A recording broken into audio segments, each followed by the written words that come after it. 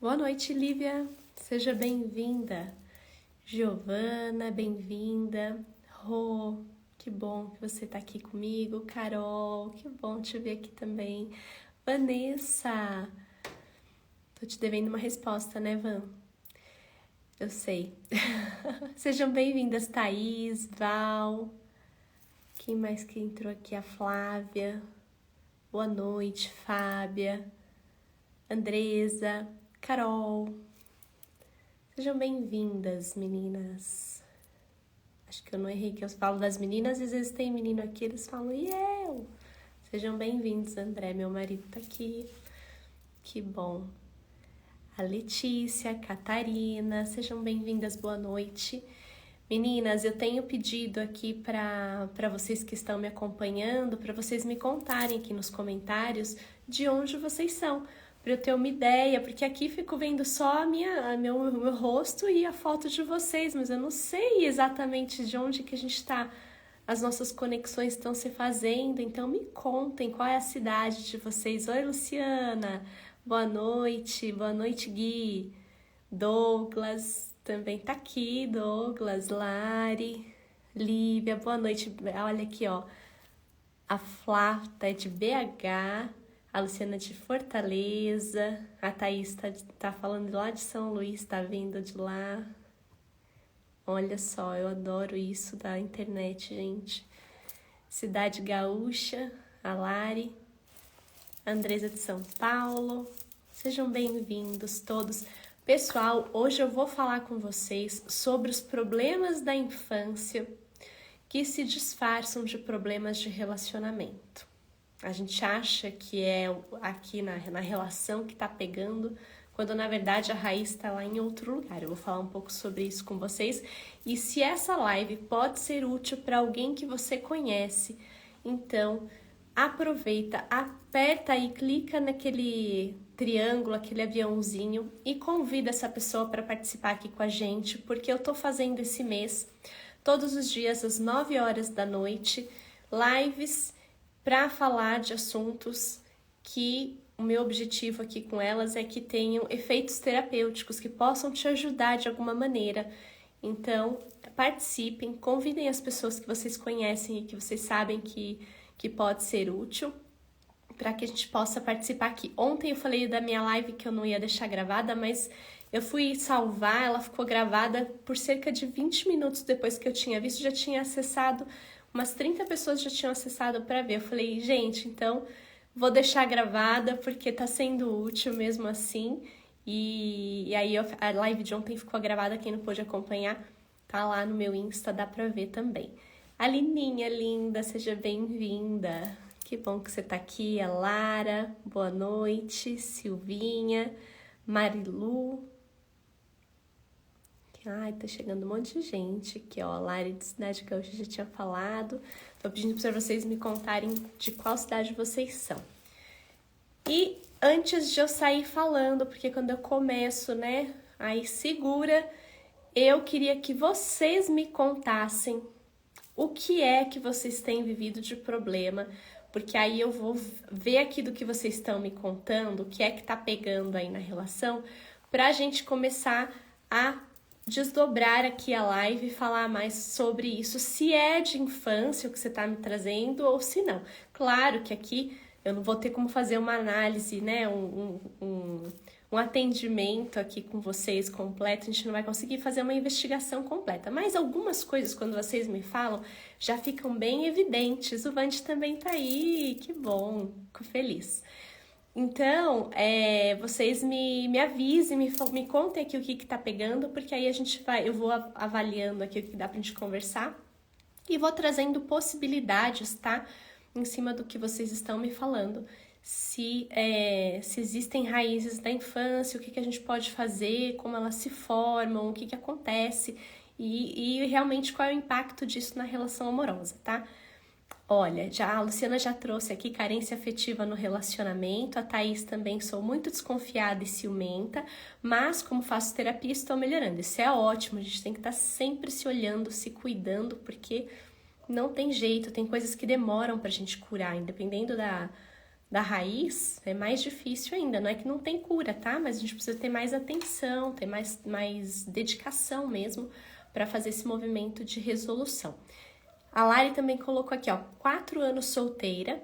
Quem se interessa por mim, eu não me interesso. Lari, ó, tem muita coisa pra gente falar nas próximas lives. Amanhã eu vou falar um pouco também sobre isso, que é a dúvida de como que eu sei se a pessoa que tá comigo é a pessoa certa, eu não consigo me interessar, não é isso, nunca sei. A gente vai falar mais sobre isso também amanhã. Eu estou vivendo, cadê aqui a doula Ana Murro? Ela falou assim, eu estou vivendo o final de um segundo casamento, marido que não fica. Parece que é o segundo que não fica, né, Ana? É isso? Olha só, então já vou aproveitar aqui a Thaís, a Lari e a Ana, que já trouxeram esses temas pra gente, e vou começar a conversar com vocês. Aproveita e vai chamando aí o pessoal que vocês conhecem que possa se interessar aqui por esse conteúdo de hoje.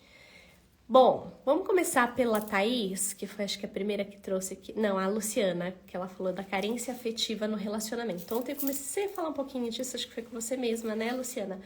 Na live de ontem, que foi o seguinte, né? Acho que você me perguntou qual que é a diferença entre carência, né, na relação afetiva e alguma outra coisa que você tinha colocado na pergunta.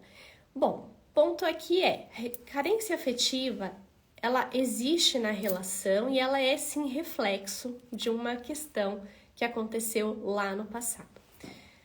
O que acontece com a gente como ser humano? A hora que a gente se encaixa aqui, a gente se acopla no nosso corpo, lá na barriga da mãe, já começa todo o processo da nossa jornada nesse movimento da gente tomar a vida ali naquele corpício que está se formando, né? Nossa alma está ali conectada e todo o processo da vida está em movimento de explosão acontecendo ali com as células se multiplicando. Tudo que está acontecendo ali com a mãe, com o pai, com tudo está sendo, o movimento do mundo externo e como afeta a mãe, tudo isso, está já em movimento de registro nessas células que estão em formação do nosso corpo, e a gente tem memórias celulares, memória de todas essas informações registradas no nosso corpo. E nessa fase do nosso desenvolvimento, nós temos uma conexão muito profunda com a nossa mãe, também com o pai. Nós temos ali um desenvolvimento a partir da célula dele também. Então é uma conexão não tão profunda como é da mãe, porque a gente está vivendo ali no corpo dela, né? Convivendo com ela, tudo aquilo junto. Mas também é uma ligação muito forte, não é só uma questão de informação genética, né? Tem muito mais em termos de informações de potência do que está acontecendo com aquele corpo, com o nosso corpo, com a gente.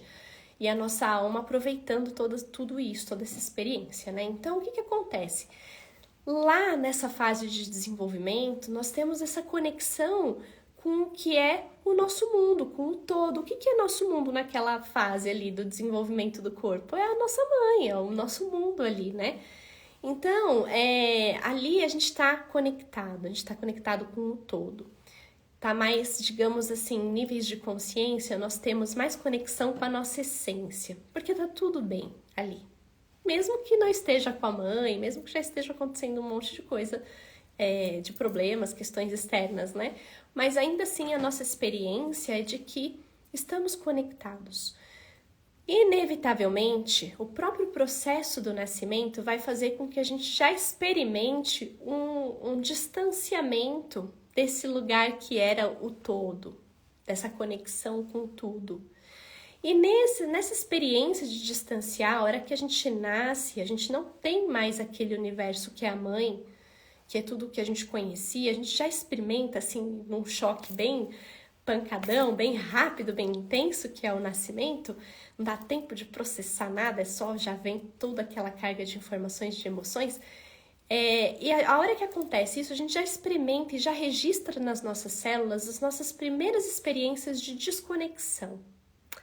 Dependendo de como aquela alma compreende isso que está acontecendo, o significado que ela dá para essa primeira desconexão, Aí já pode surgir a experiência de abandono, de carência, de falta, porque realmente é uma falta. Falta aquilo que era para mim o todo, o universo, né? Quem trabalha aí com o desenvolvimento dos fetos, né, dentro da área terapêutica, dentro dessa área de transgeracionalidade, tudo que acontece, tem muitos estudos, muitas informações sobre como isso é registrado no feto, tá? Só que isso continua tendo efeito na nossa vida adulta. O que eu pego desses estudos? Essas coisas que acontecem e que afetam o quê? A nossa relação afetiva, amorosa. Porque tem conexão direta. Uma vez que a gente experimentou a falta, a desconexão com o todo, com algo que era importante, com algo que era tudo para mim, eu vou transferir, enquanto eu não dou um novo ar, um novo olhar, um novo significado para essa primeira experiência traumática da vida, eu vou continuar sentindo isso novamente em várias outras relações, não só a amorosa afetiva, mas eu vou continuar reproduzindo essa sensação de falta, de carência, que tem origem lá com a minha mãe e com meu pai. Eu vou trazer isso para as relações de amizade, por exemplo, na infância, com o professor, professora, posso também na adolescência com os outros amigos, com namorados dessa fase, e assim eu vou, é como se eu fosse retraumatizando, eu fosse reforçando esse estado de carência de algo que me faltou e que eu não soube lidar com isso na época em que aconteceu. Então, o que a gente faz sabendo que é desse jeito, né? Então, se eu me sinto uma pessoa muito carente e as pessoas que eu namorei reclamam que eu sou muito carente, que eu sou muito melosa, que eu quero atenção toda hora, para prestar atenção, para se observar. Porque se existe essa necessidade que você tem aí, que o outro te preencha de algo que está faltando, você precisa ter um momento de cuidado aí para você, de achar novamente, pelo menos mentalmente, sentindo também tudo isso, quem pode preencher esse lugar, esse buraco aí dentro da tua alma. E aqui, já que a gente está falando sobre isso, eu já deixo a dica de que só existem 2 pessoas no mundo que são capazes de realmente preencher em termos de pensamentos e sentimentos esses buracos emocionais no nosso coração, que é pai e mãe. Aí abro aqui um espaço para falar, Isis, pai e mãe de criação, pai e mãe de que doam a vida. Nesse caso específico que eu tô trazendo para vocês, tem que ser pai e mãe que deu a vida, dessas células que você é feito, que você é feita, tá? Então, a gente precisa... Aqui, como faz isso? Eu conheço formas terapêuticas de se fazer isso. Existem várias formas, métodos que a gente aplica para que você consiga resgatar esse lugar onde houve esse rompimento, onde houve essa separação e essa sensação que parece que nunca é satisfeita, nunca é preenchida, porque você começa a buscar esse preenchimento fora, né? Não é mais com pai e mãe, você agora adulto começa a projetar isso em outras relações, em outras pessoas, e essas pessoas nunca, por mais que elas se esforcem, elas nunca serão capazes de realmente te dar essa sensação, porque não se trata delas, se trata de lá da origem, né, do pai e da mãe. Então, esse é o primeiro ponto e que aparece muito nas relações amorosas, pesa demais para quem tá do lado, porque a gente fica ali numa expectativa de que essa pessoa possa compreender e suprir e trazer esse preenchimento, e ela não pode fazer isso. E no fundo, quem tem essa sensação sabe que essa pessoa que tá aí do teu lado não vai fazer isso. Mas você também não sabe o que fazer, né, com isso. Então agora que a gente tá falando sobre isso, Luciano, começa a prestar atenção e cuidar desse lugar original aí teu, nesse resgate com pai e mãe. Bom, vamos então para a pergunta da Thaís, que o comentário dela aqui que foi assim: sou muito desconfiada e ciumenta, mas como eu faço terapia, eu tenho me melhorado. Eu vou aproveitar o tema dela, porque esse é muito recorrente, da desconfiança, dos ciúmes, e aqui existem várias possibilidades para isso, tá? Deixa eu só dar uma rodada aqui nos comentários para ver quem é que tá mandando mais coisas, pra eu ter noção e medir o tempo aqui. A Andresa também falou 3 anos solteira, bem seletiva, a pessoa nunca quer algo mais sério. Amanhã e a live depois de amanhã também a gente vai falar sobre isso, tá, Lívia? Deixa eu ver quem mais. A Luciana falou um sim aqui pra mim, que eu acho que eu tava respondendo, né, Lu? A Ana tá falando da separação dela, e eu vou ler mais quando eu for entrar no seu tema. Então, beleza. Voltando aqui pra Thaís. Cadê? Que é o ciúmes, né? E a desconfiança. Vamos lá. Isso se trata de um problema de infância que tá aí disfarçado de ciúmes? Pode ser que sim, pode ser que não também, tá? Quando é um problema de infância que aparece aí a desconfiança? Olha, vou trazer aqui um exemplo, tá? Eu tô falando aqui, mas não é que é só isso que eu tô trazendo de exemplo. Eu vou trazer coisas que eu sei que existem, que eu já trabalhei, que eu venho estudando, e eu sei que são possibilidades reais, tá? Mas elas não são únicas e nem é uma conta matemática, assim, sabe? 2 mais 2 vai dar isso, vai dar 4. Não é isso, não. Cada pessoa tem uma formação, e nesse caso da desconfiança, ele varia muito, tá? Mas possibilidades da nossa infância que fazem com que a gente se torne, assim, um adulto desconfiado demais. Não confia não só na relação amorosa, né? Isso você pode avaliar se você desconfia de todo mundo no primeiro momento. Você primeiro tem uma dificuldade de confiar na pessoa que chega para uma amizade, por exemplo, ou você está ali fazendo, por exemplo, um curso, uma palestra que você está assistindo, se aproxima alguém, você tem dificuldade de conversar.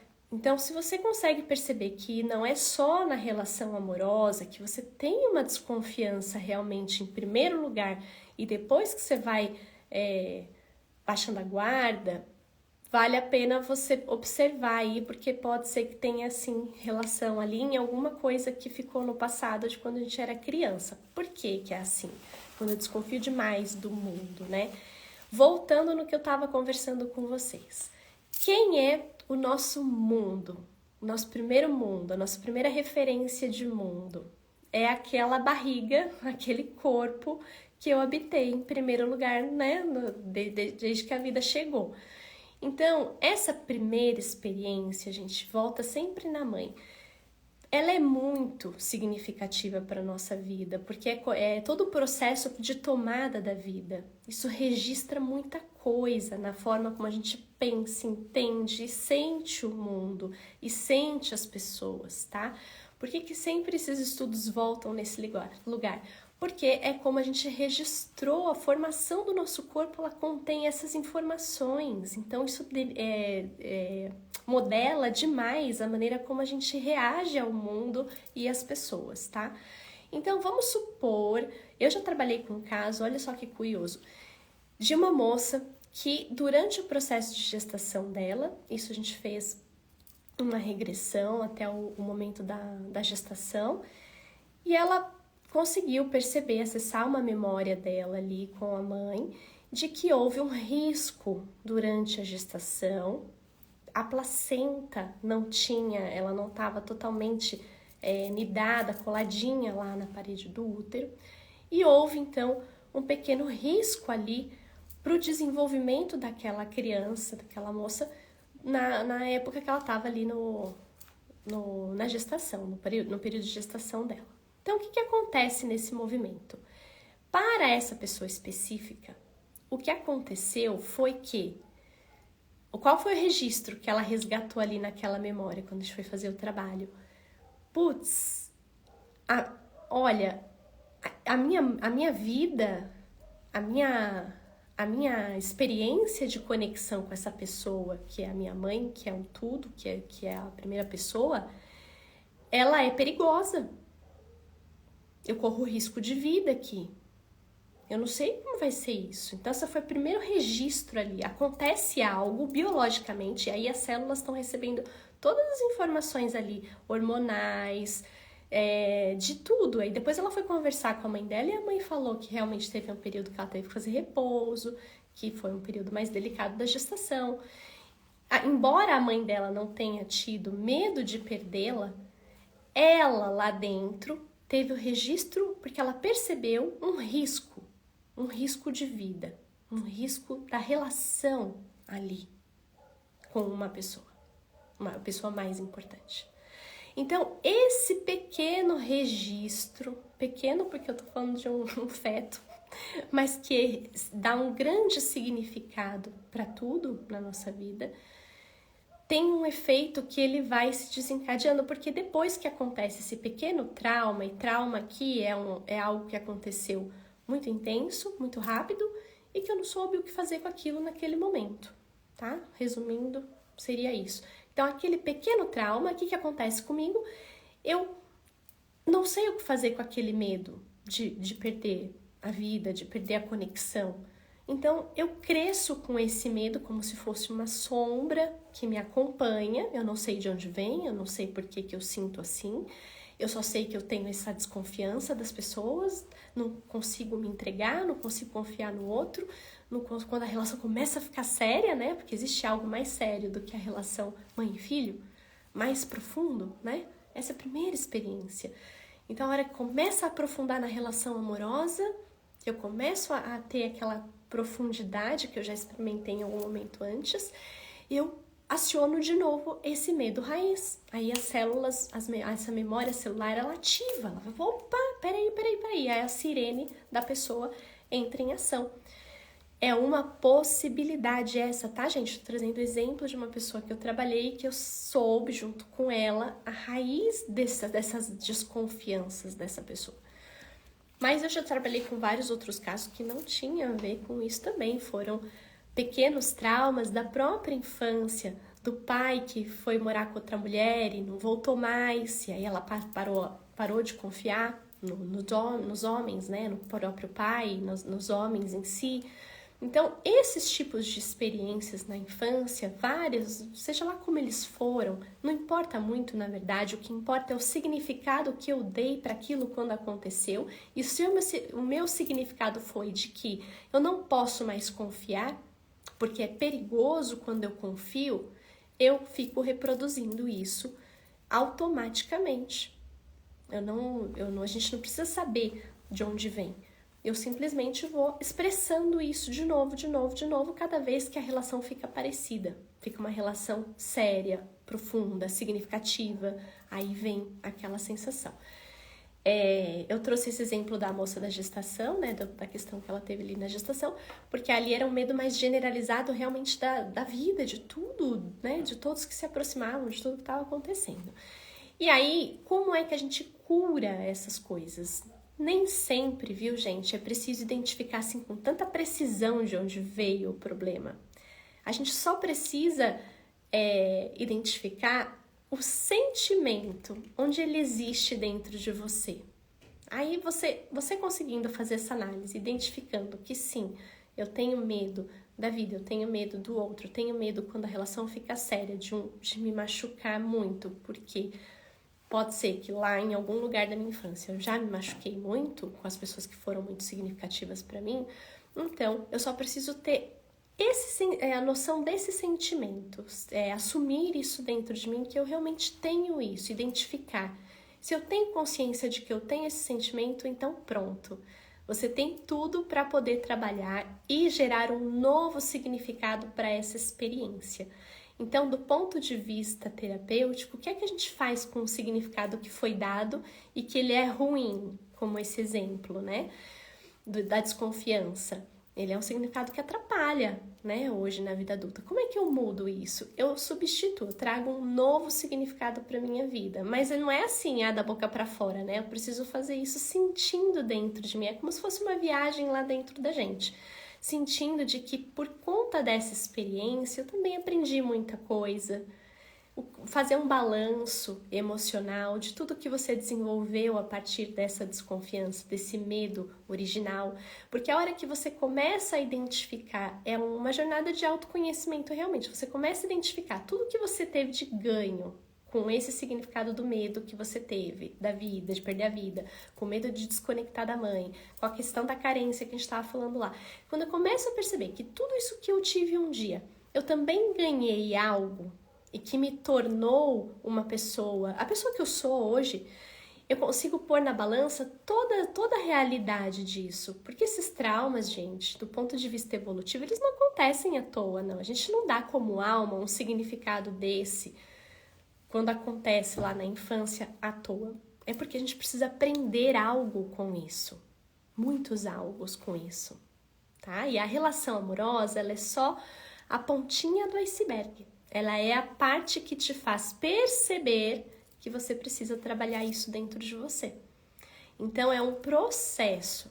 Eu consigo reconhecer que eu tenho isso, que existe essa pendência aqui na minha alma para ser trabalhada, e aí eu desenvolvo esse processo de cura lá dentro de mim. Então, basicamente, aqui trouxe 2 exemplos que podem ser da infância e que refletem, sim, na insegurança, nos ciúmes. Que mais? Vamos para a Lari. Ela falou de 4 anos solteira, quem se interessa por ela, não me interessa. Lari, amanhã você consegue me acompanhar na live de amanhã?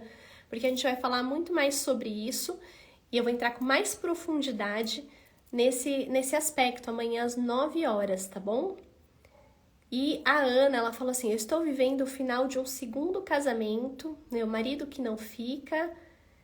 Eu acho que ela pôs mais alguma coisa aqui embaixo, deixa eu ver, só pra gente não perder. A separação dos pais pode ser um trauma que nos faz ter relacionamento com homens que vão embora como o pai? Então, exatamente, Ana, pode ser que sim, tá? Não é uma conta exata tudo isso aqui que a gente está conversando, mas é sim uma possibilidade.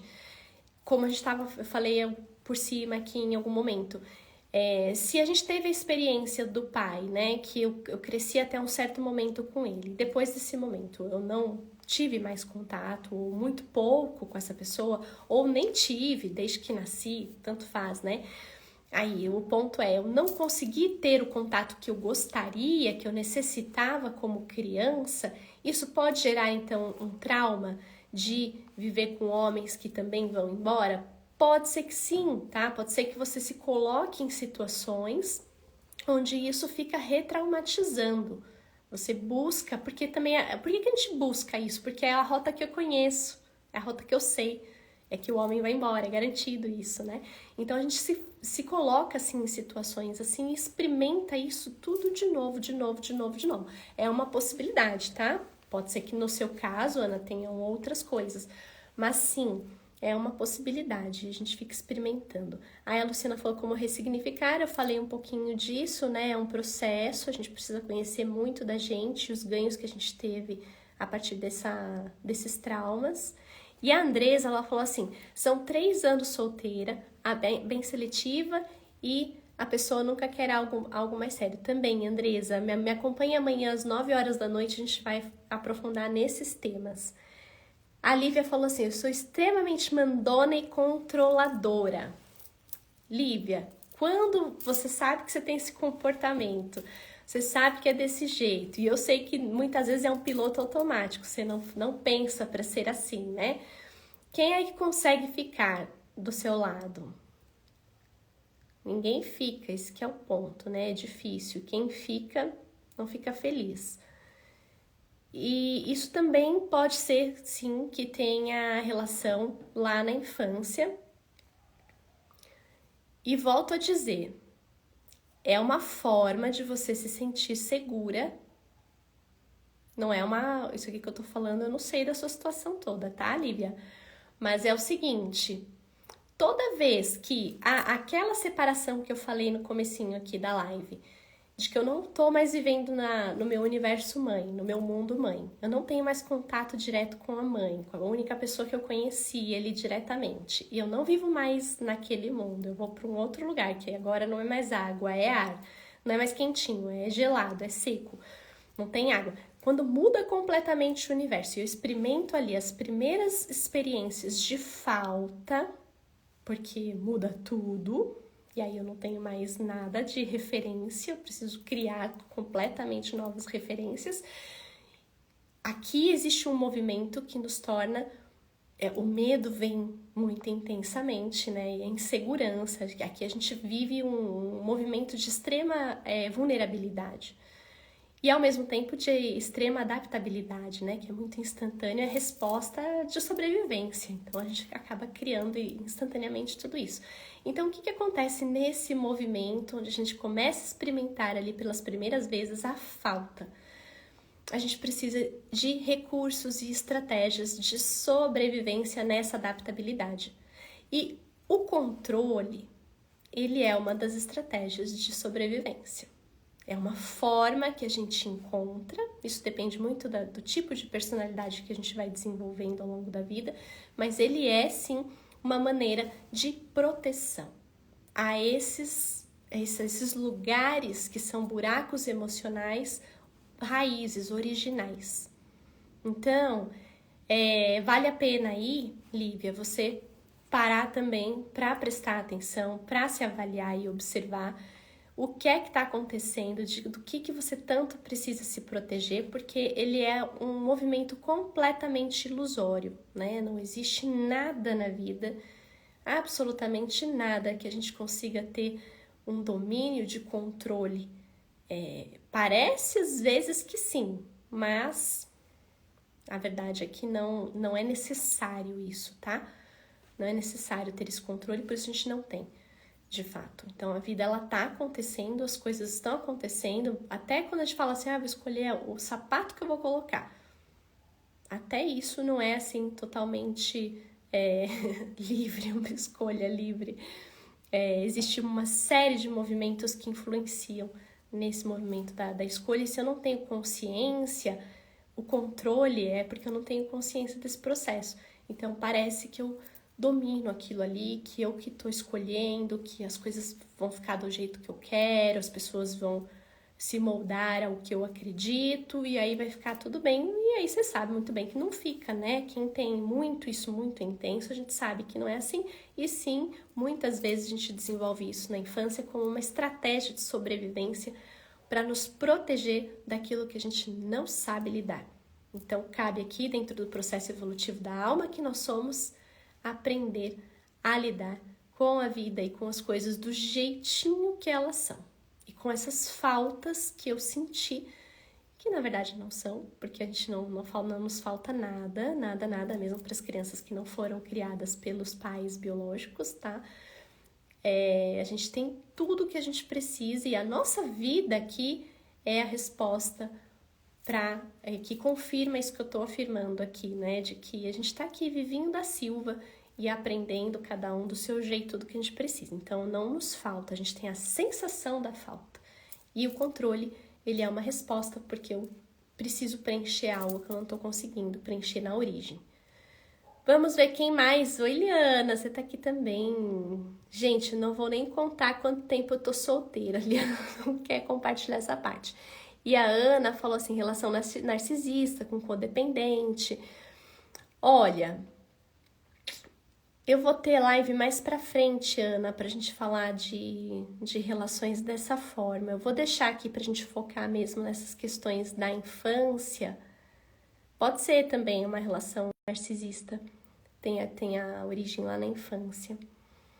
Mas aí a gente pode falar isso mais pra frente, tá? Eu vou falando nos stories os temas das lives pra vocês. Deixa eu só ver o que a Thaís tá falando aqui.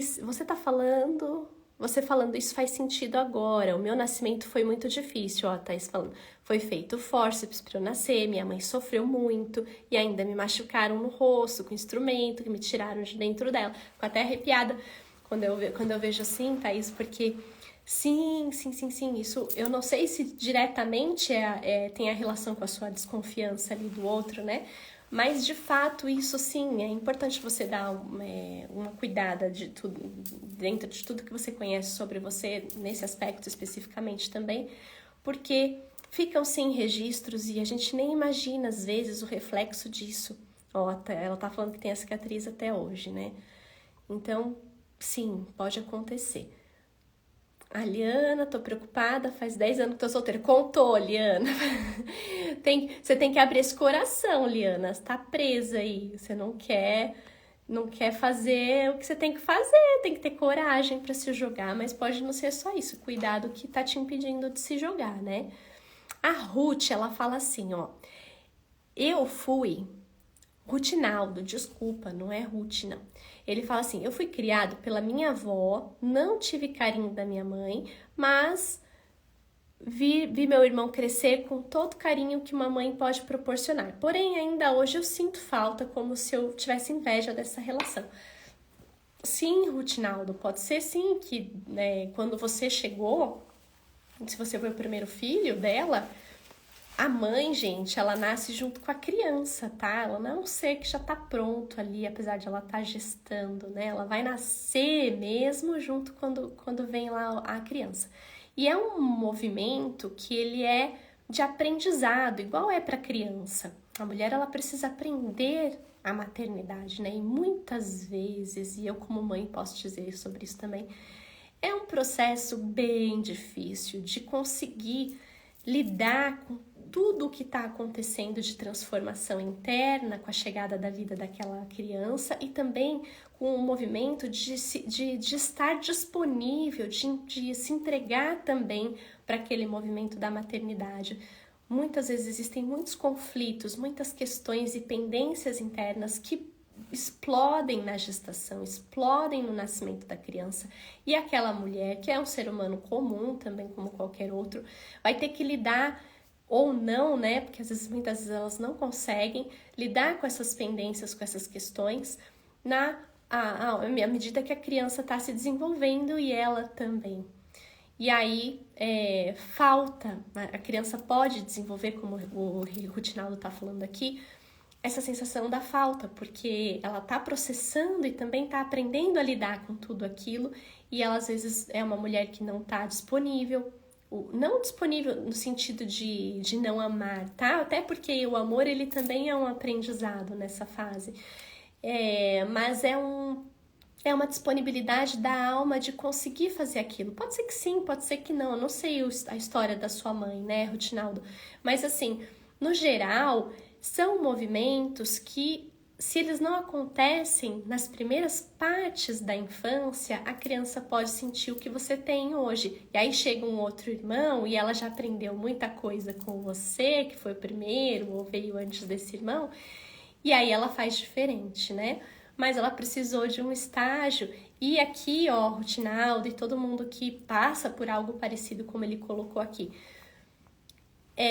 você é um ser que veio preparado para ter essa experiência. Sua alma está preparada para sentir isso que você está relatando aqui pra gente, né? De talvez até uma inveja da relação, de sentir falta desse carinho que você viu ela fazendo pro teu irmão, que não teve para você do jeito que você viu e do jeito que talvez você tenha esperado. Então, nesse lugar onde te falta, é o lugar onde você precisa se desenvolver e que você é completamente capaz de suportar essa dor. E certamente ela afeta suas relações amorosas, a maneira como você se entrega para a relação afetiva, porque é como se fosse assim, eu não tive lá, mas se eu tô me relacionando, talvez é com uma mulher que você vai se relacionar, você sente que talvez ela tenha que fazer isso. Então, projeta lá na relação amorosa para o outro uma necessidade que tem que ser preenchida pela sua mãe. E esse é um aspecto bem interessante que o Rutinaldo está colocando aqui, porque assim, a gente não tem intimidade com nossos pais. Eles têm com a gente. É diferente o nível de intimidade, mas nós, filhos, não temos o mesmo nível de conexão de intimidade que eles tiveram com a gente, porque eles nos viram desde os primeiros dias. Eles cuidaram, eles acompanharam, né? E já a gente já pega eles adultos. A gente não sabe praticamente nada ali, né, do que aconteceu lá para trás. Então, é um nível de intimidade diferente, bem diferente. E aí, o que acontece com esse desnível aí da intimidade da relação pai e filho, mãe e filho?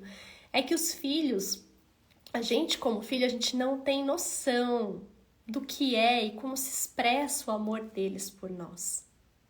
E aí, como a gente tá aqui num ângulo diferente de visão, às vezes a gente acha que falta. Às vezes a gente tem a sensação de que não existe. Quando, na verdade, só é muito diferente do que a minha projeção mental imagina. E aqui vale também recursos terapêuticos para você talvez experimentar um pouquinho e até muita conversa também, se for possível, se ela for viva, com ela, de experimentar o amor dela na perspectiva dela, não do que você gostaria. Porque às vezes isso traz uma resposta pra gente, a gente fala assim, uau, eu não sabia, eu não imaginava que era dessa forma, porque a gente tem um modelo mental e aqui do ângulo de visão da intimidade que a gente tem com eles, a gente imagina que deveria ser algo que nunca vai ser, porque é desse outro jeito, o jeito real, né, de amor, de afeto, de carinho.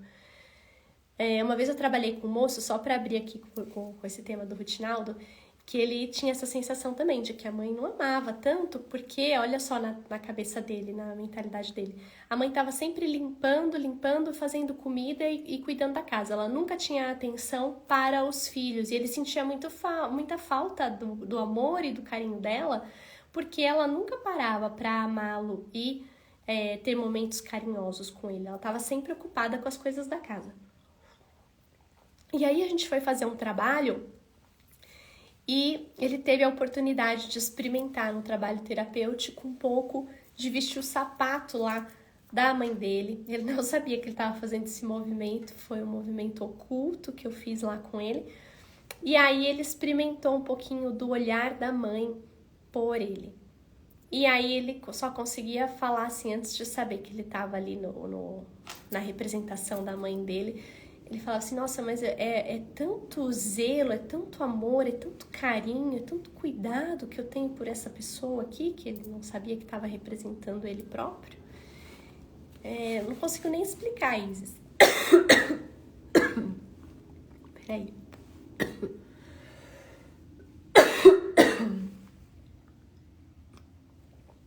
Desculpa aí, gente. E aí, quando eu abri pra ele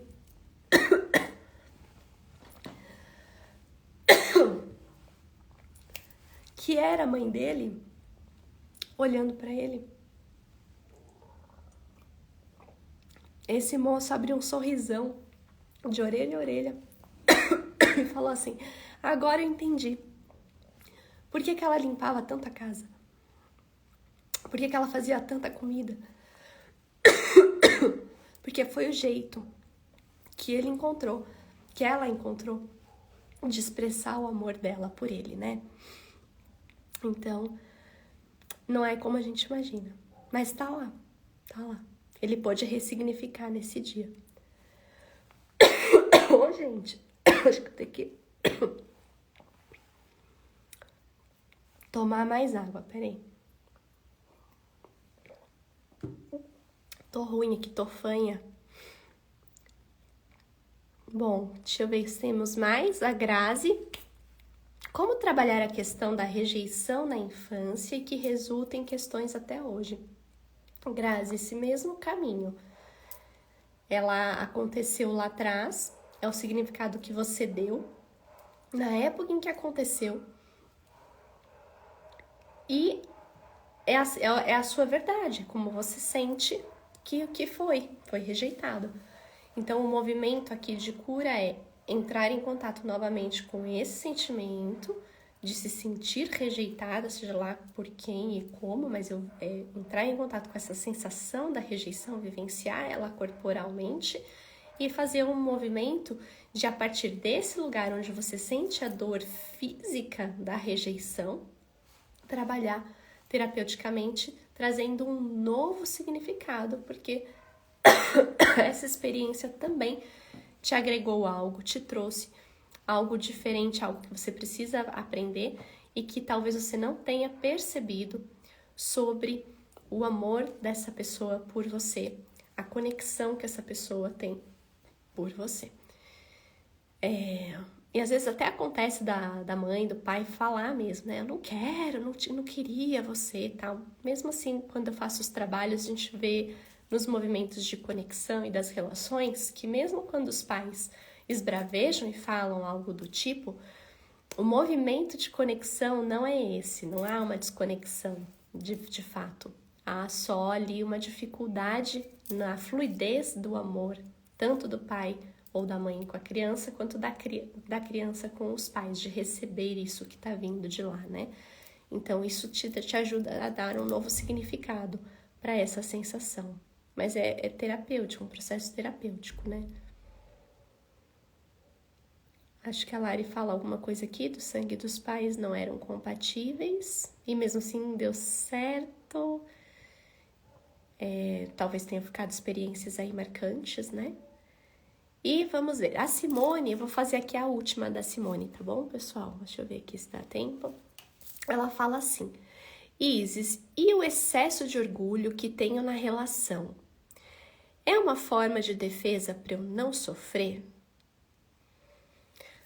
Olha, não, com certeza é uma forma de defesa. Agora eu já tô pensando aqui nas possibilidades da raiz disso aqui, tá?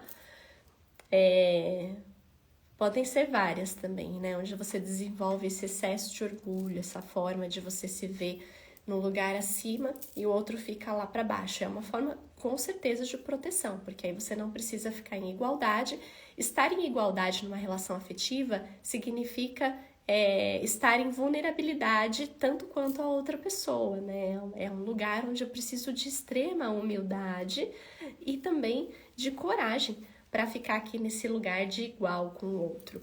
Então, se eu não tô conseguindo fazer esse movimento de descer, sair aqui do orgulho e ficar igual, de conexão aqui, que aí aqui a conexão acontece, se eu não consigo fazer isso, é porque sim, você tá aí acionando diretamente esse sistema de defesa e que também é ilusório, como o caso do controle que eu falei para Lívia. É ilusório, né? A gente, você sabe tanto quanto o outro que você também é um ser humano comum, cheio de falhas, de problemas, né? Meninas, talvez, aí a Simone pôs aqui, talvez para me defender de perdas.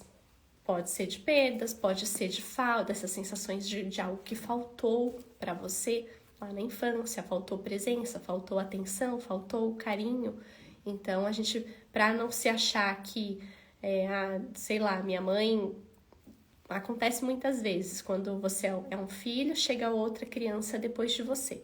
Aí, a sensação que essa criança, a primeira, né, que é você aqui no exemplo, não sei se é seu caso, mas pode acontecer de você ter a sensação que como chegou outra criança e sua mãe teve que dar atenção para essa outra criança, você não foi a escolhida ou você não foi tão boa o suficiente para ter o amor dela tanto quanto seu irmãozinho teve. Então, essas sensações, aí a gente pode criar reações de defesa para isso, né? Como? Posso começar a me autoafirmar que eu sou muito mais maravilhosa que meu irmão, muito melhor, para que justifique, né, esse movimento para afirmar, olha, mesmo eu sendo tão boa, minha mamãe me deixou.